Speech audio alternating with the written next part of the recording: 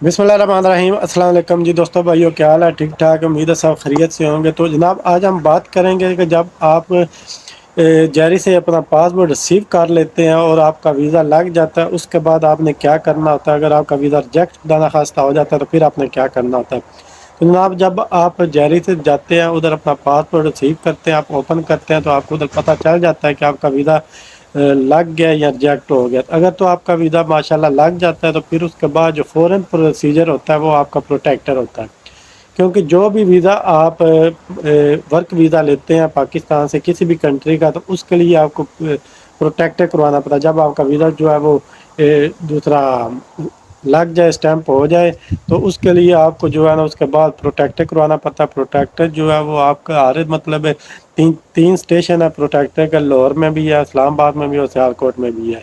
तो जो एरिया आपको लगता है आप उस हिसाब से जो अपना प्रोटेक्टर करवा रहे। प्रोटेक्टर जो है वो बेसिकली ये एक इंश्योरेंस होती है। जो भी पाकिस्तानी वर्क वीज़ा पे किसी और कंट्री जाता है तो उसकी एक इंश्योरेंस होती है। अगर खुदा ना खास्ता उसको कोई इधर इंजरी वगैरह शदीद किस्म की आ जाती है तो उसके बदले में फिर जो है ना हुकूमत पाकिस्तान उसको कुछ जो है ना अमाउंट देती है। ये 5 साल के लिए वैलिड होती है। तो ये इजीली हो जाता है। ये एक दिन के काम होता है, एक दिन में ही हो जाता है। लेकिन पाकिस्तान में जैसा आपको पता है कि इधर जो दूसरा एजेंट माफिया यही काम करते हैं।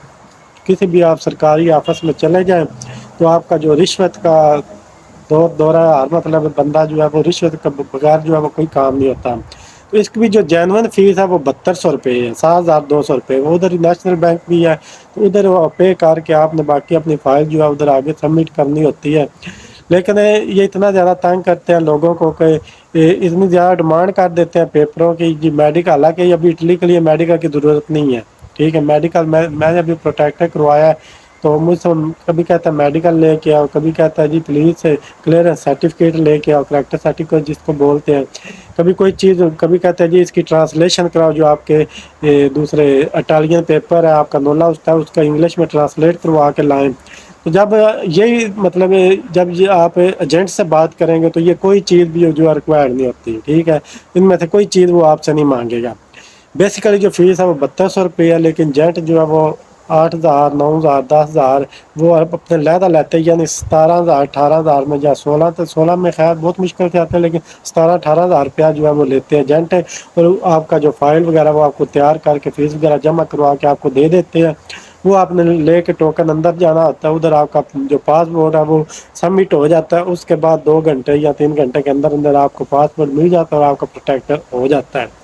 तो जिन लोगों के इटली के ख़ास करके वीज़े हैं तो वो कोशिश मतलब अगर तो उनका हो सकता है उनके पास सारे पेपर मुकम्मल हैं तो वो खुद करवा लें, लेकिन वो 11 बजे से पहले उधर पहुंच जाए, क्योंकि 11 बजे के बाद जो है वो फाइल जो है रिसीव नहीं करते।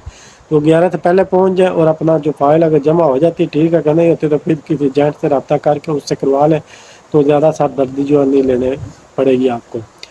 ये काम है जिनके वीज़ा लग जाएगा। जिनका वीज़ा नहीं जो लगता, खुदा ना खास्ता रिजेक्ट हो जाता है, तो वो आपको एक पेपर देंगे कि ये रीज़न है, इस रीज़न की वजह से जो है आपका वीज़ा हमने रिजेक्ट किया है।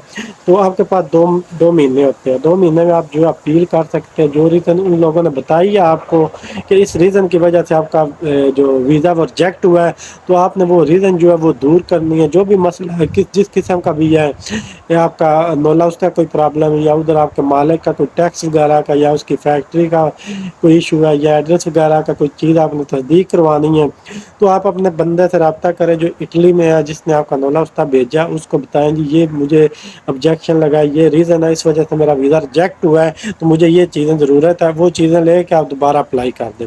जो आप दोबारा अप्लाई करेंगे उसमें आपकी जो अपॉइंटमेंट भी दोबारा आपको नहीं लेनी पड़ेगी। आपकी जो पहली अपॉइंटमेंट है उसी में जो है आपके पास वो रसीद होगी, उसी बेस पे आपकी जो है फाइल वो दोबारा जमा हो जाएगी।